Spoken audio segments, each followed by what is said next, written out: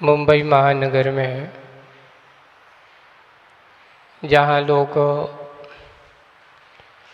भाग दौड़ भरी जिंदगी जीते हैं, वहाँ पर थोड़ा सा जब अवकाश मिलता है तो ऐसे अवकाश में अपने आप को कुछ जानने के लिए, तत्व की गहराई को लिए, अपना बेसिक हमारा कर्तव्य क्या है, धर्म क्या है, उसको समझने के लिए ये जो कार्य करने का बात की गई। लोगों ने कहा कि महाराज, यहाँ पर हमारे युवा साथी, युवागण हर दिन तो नहीं आ सकते, लेकिन सभी शनिवार रविवार को कुछ ऐसा कार्य किया जाए जिससे इनको अपना धर्म के प्रति, अपना बेसिक जीवन के प्रति कुछ समाधान मिल सके। चलते हैं आज अपन उसी बात में। पहला सत्र है आज। प्रथम सत्र में आपको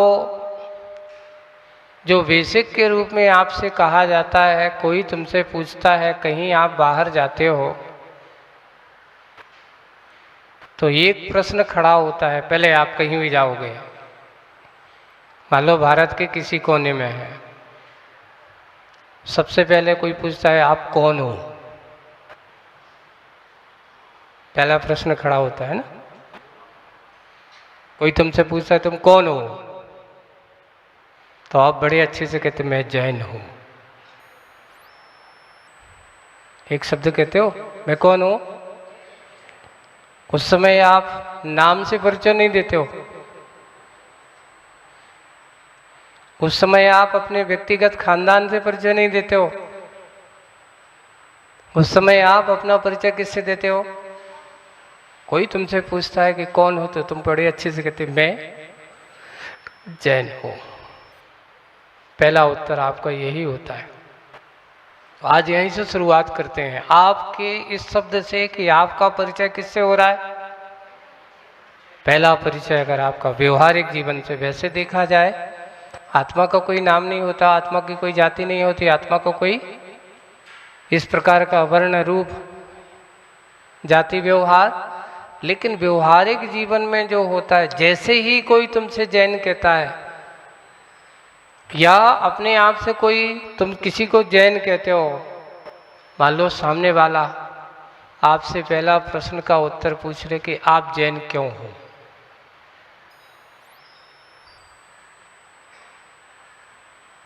तुमने कहा मैं जैन हूं,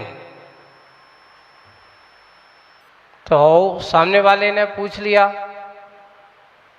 कि आप जैन क्यों हो।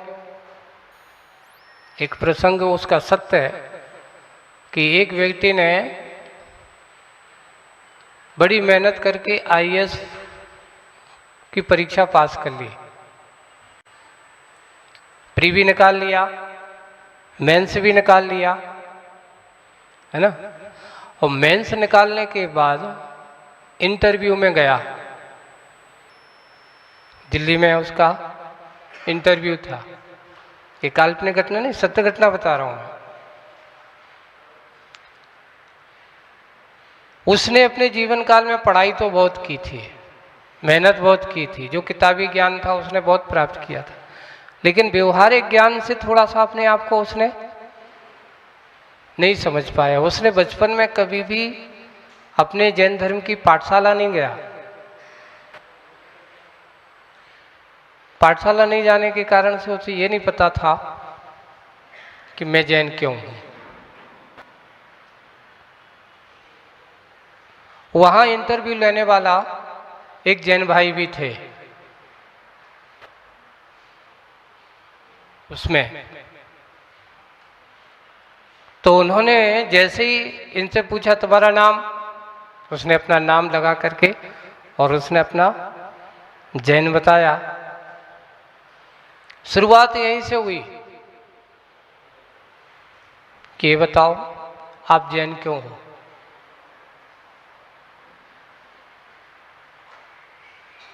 देखिए, इंटरव्यू में ये मत सोचना कि कोई आपका विषय से कहीं से भी चालू कर सकते हैं। अब वो बच्चा कुछ समझ में नहीं आया तो उसने क्या कह दिया, क्योंकि जो इंटरव्यू लेने वाला था उसको पता था कि जैन किसे कहते हैं, है ना। जो इंटरव्यू लेने वाला था उसे पता था कि जैन किसे कहते हैं। तो उन्होंने जैसे ही कहा तो उसकी कुछ समझ में नहीं आया।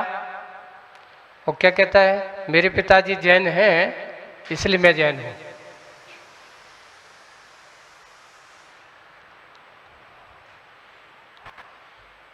जो समझ में आया उसने वो कह दिया। क्या उसका ये उत्तर सही था? हमारे यहाँ खानदानी परंपराएं जो चलती हैं वो तो आचरण से होती हैं, आचरण के माध्यम से हुआ करता है। जब उसने अपना परिचय दिया और परिचय देकर के कहा कि मैं जैन हूं क्योंकि मेरे पिताजी जैन हैं, तो उनने फिर दूसरा क्वेश्चन, तुम्हारे पिताजी जैन क्यों हैं?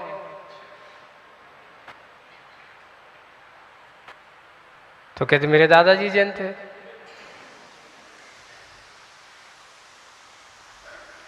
देखिए, इसमें कोई और छुन नहीं है, ये कोई समाधान नहीं है।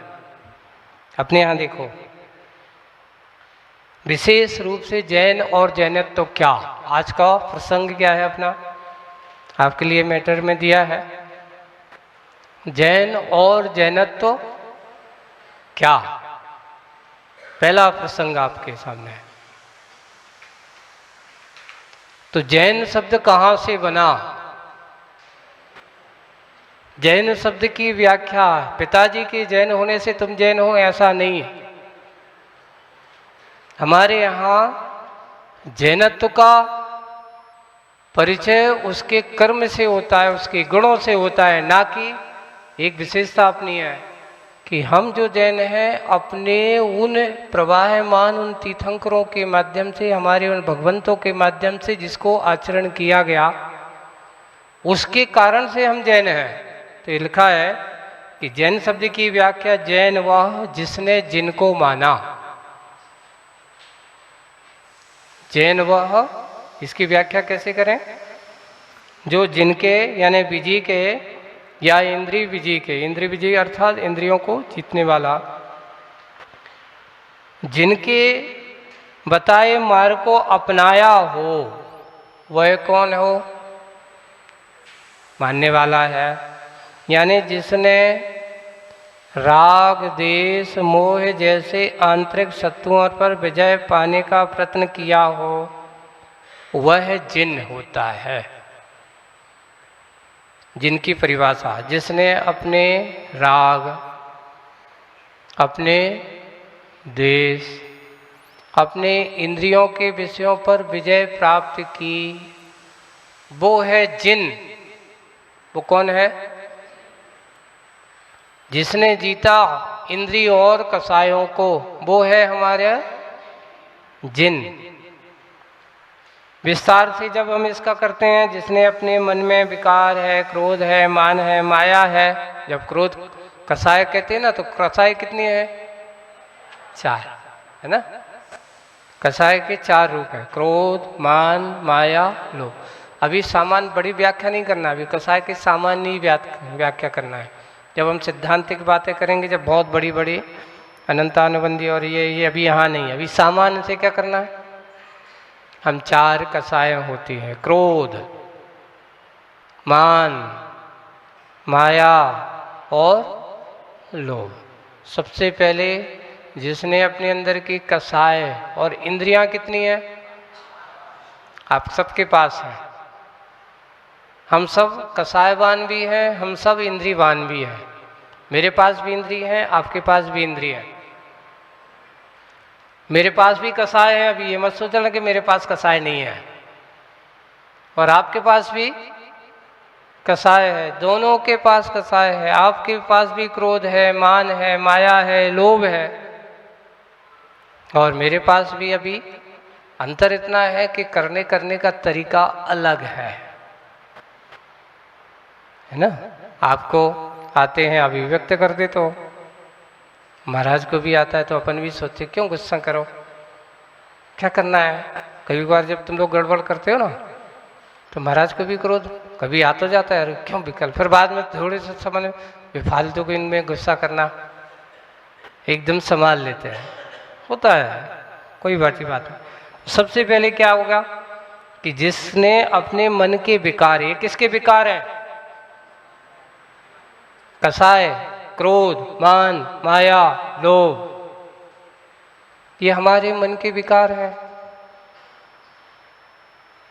मन में ऐसे विकार भाव उत्पन्न होते हैं, और इसलिए आदमी सबसे ज़्यादा अगर दुखी होता है तो इन कसायों से, विकल्पों के कारण से।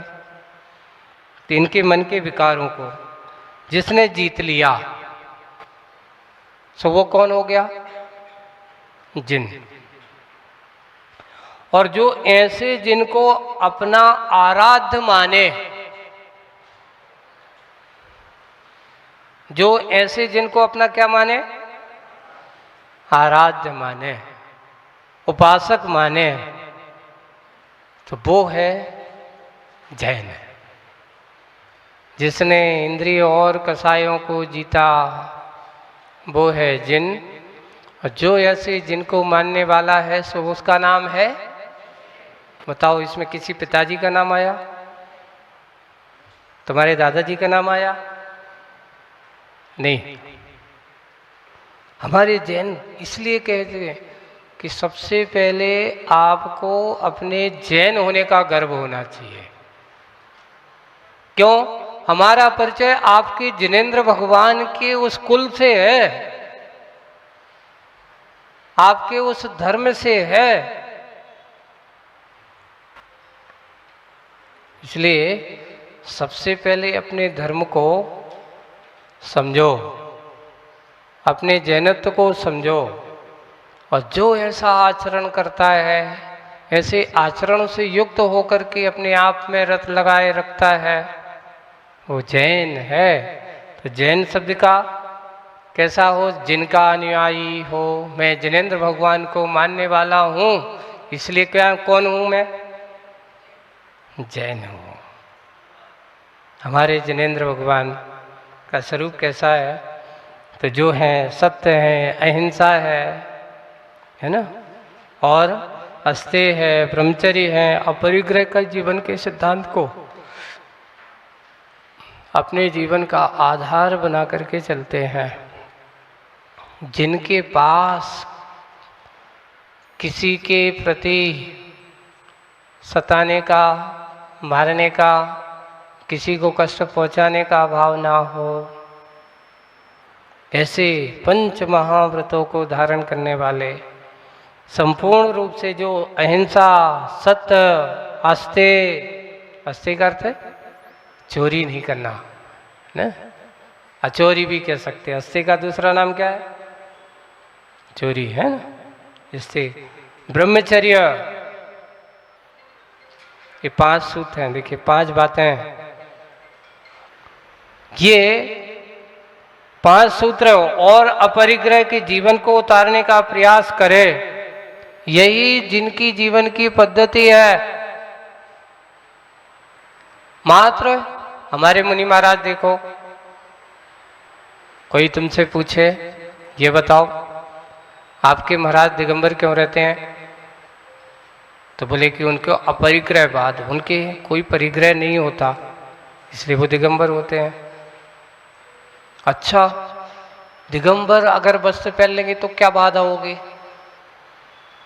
आपके ये 5 सूत्रों को मैं स्पष्ट फॉलो कर रहा हूं कि अगर आपके दिगंबर मुनि महाराज वस्त्र पहन लेंगे तो क्या उनके 5 महाव्रत का पूरा पालन होगा? सबसे पहले ये होगा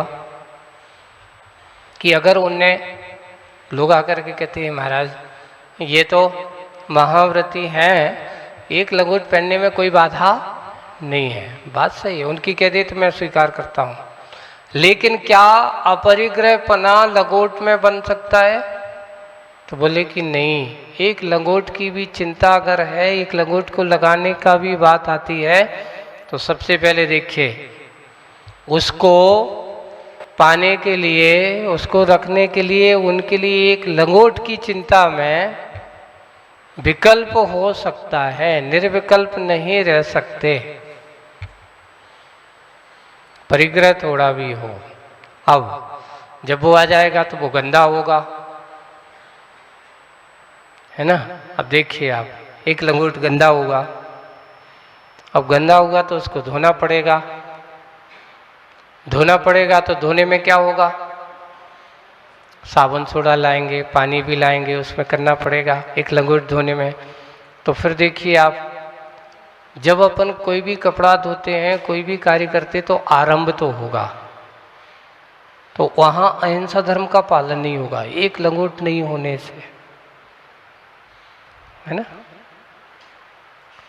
अब वहां पर अहिंसा, जब मूल अहिंसा का पालन ही नहीं हो रहा है,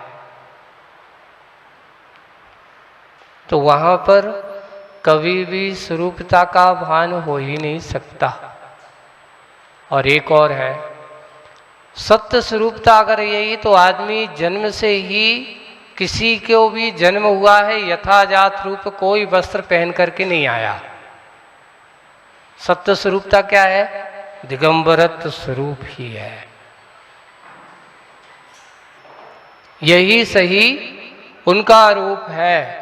तो वो अपने उस यथार्थता को बोध का ज्ञान करते हैं, यथार्थता को समझने का कार्य करते हैं। इसलिए भी कभी भी हमेशा, अब एक और चीज, एक लंगोट आ जाती है तो फिर उसको ये भाव आ जाता, देखो हमारी लंगोट कहाँ है, उसको अच्छे से रखो, कहीं चोरी ना हो जाए, कोई ले ना जाए।